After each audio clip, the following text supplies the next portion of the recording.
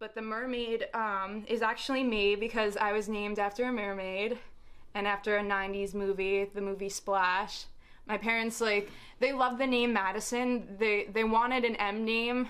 They named all their girls, like, M names.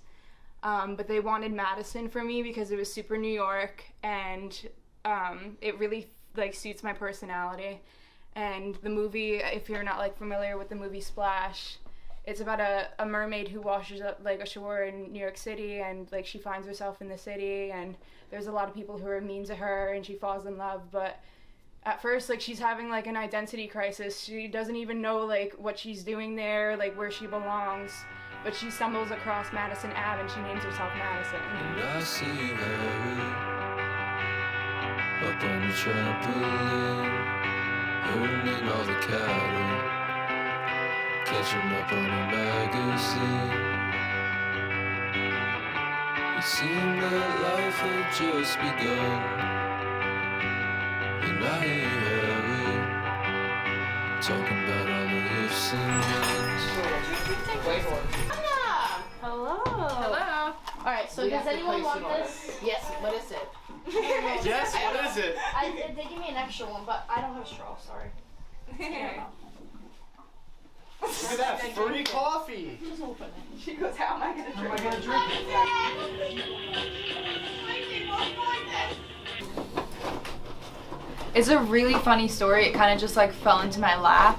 I never really thought I was going to become a tattooer, but here we are. When I was, like, 14, I remember my dad telling me, like, upon looking at my artwork, he was like, you should become a tattooer. It's a great, like, cash business to get into. And I just, like, remember thinking to myself in my head, like, why would any dad especially want their daughter to become a tattooer? I had the whole stigma behind it.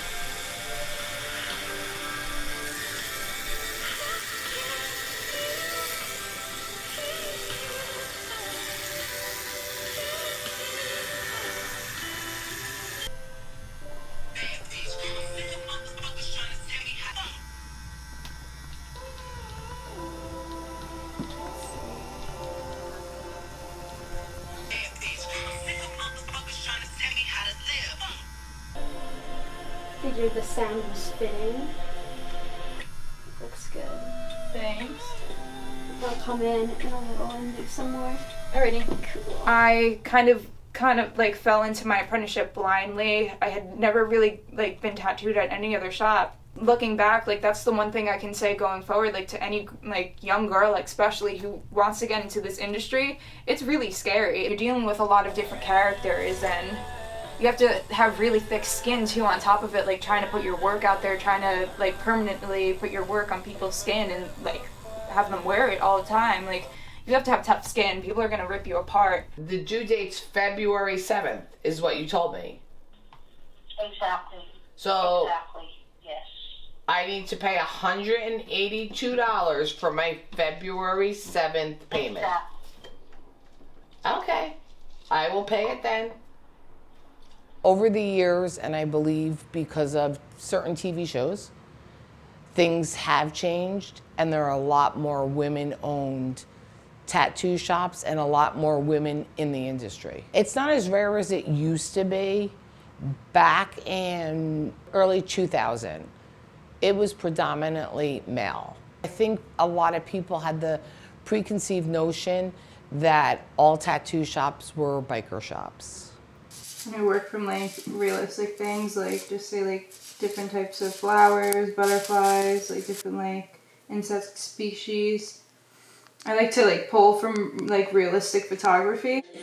I love the butterflies so small and dainty like that. I really Yeah, do. they look very pretty. Cool. If you want to get all comfy back there, just fix the pillows however you want to. In any kind of, like, creative career, you know, you never want anyone taking advantage of you or your work, and Right. that's something that I had to learn when I was 17 and 18. Like, my boss was taking advantage of my artwork and, like, profiting off my artwork, not giving me any credit, not giving me anything for it. I worked for 2 years. Yeah. I had an unpaid apprenticeship.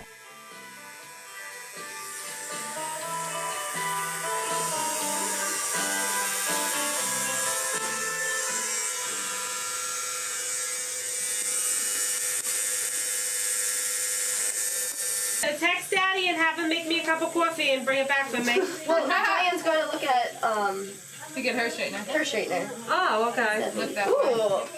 way. A little bit more where you just turned. Yep.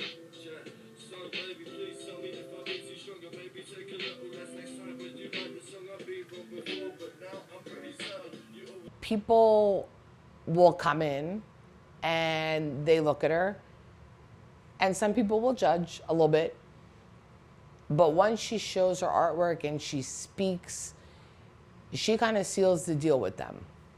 Just be careful with what you wear for the next few days. You know the whole spiel. Yep, I'll have to wear my bra like this. Yeah, you're gonna be more comfortable that way. I'm glad like I'm off of work to get this done. Exactly. This is the perfect timing for me to get this done. It's perfect. Yeah. Oh my God, those colors pop. They really do pop on you. And I really feel that like eventually that whole grooming culture within tattooing and within just in this industry is just gonna disintegrate because it's not gonna be allowed anymore. It's not cool. You shouldn't be able to like have a license to modify people's body and like make permanent art on people's body, tattoo like girls' ribs and like in intimate areas and pierce them. Like you're a groomer or you've sexually assaulted someone. Like that's not okay. There's ways to be considerate of people who have survived sexual assault within this industry. And it takes some time to actually like get the guts to like start like speaking about it and to say it out loud to other people. It's not something that's easy to talk about.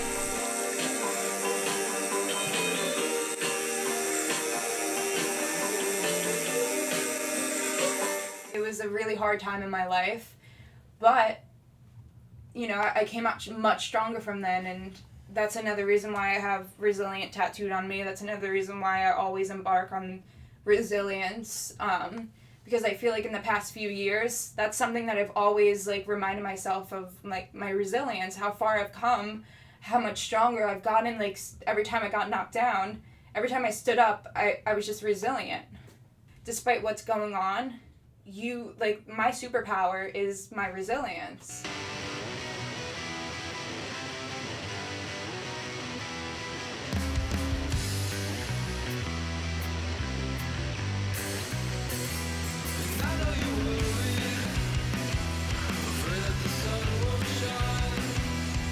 Something that I always remind myself too is that like I'm part of this whole like tattoo revolution, like this whole like female lady tattooer revolution, and I mean that's fucking awesome. Like this is a fucking legacy.